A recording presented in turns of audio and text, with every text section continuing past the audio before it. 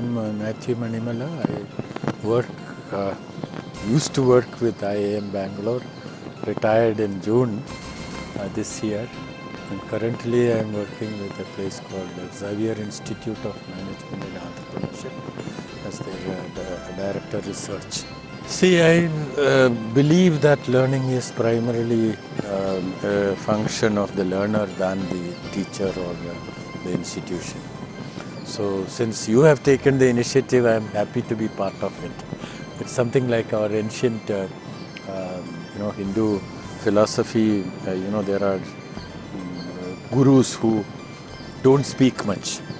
They just ask the disciple to explore. So that is the method, that should be the method of teaching, that you should take the initiative, and you have done it, so I'm happy to be here. Industry may be expecting too many things, and their requirements also change as the times change. I think depending on the requirement of the society and requirement of the need, the expectations change. But what the institution should do is they should focus on knowledge which are relatively permanent. I would say relatively permanent. Certain theories or certain kind of attitudes will not change, or the factors will not change. So that is why, rather than the mechanics of doing certain things, that is precisely why I say educational institutions should not bother about those mechanics. They should actually bother about providing the basic understanding of the realities, whether it is about human beings, whether it is about environment, whether it is about economy, the fundamentals should be provided, and then how they adjust it in their own situation and in the emerging situation, that should be left to both the individuals as well as the organizations. See, as an academic, I would focus only on the knowledge part of it. Because your attitude, how do I change in 1 minute? It's impossible. Similarly, your skills. Suppose you don't know how to type, or you do it like this in a computer. How can I change that by a talk? Whereas knowledge, I can change. I can just give you evidences about certain things and then say, oh, this shows that probably this is not right. And maybe you would, at least get convinced because of the evidence.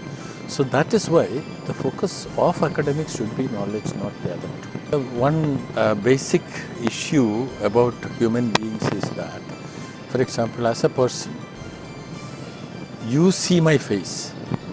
My most important part of the body which shows my identity is my face, but I cannot see it. And therefore, the way you understand your physical self is by looking at a mirror. Without a mirror, I don't know how would I look. Even now, I do not really know how I look. I may know much better how you look. So, because of that, the psychological problem is also that way.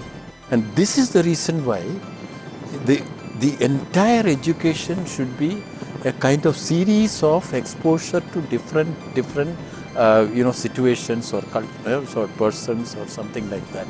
You need to get reflected, interaction is the only way in which you can learn, and interaction should be with as diverse type of entities as possible. If you are exposed only to one type of situation, that's why you organize these conclaves where people from different background, different countries or different institutions come and talk to each other.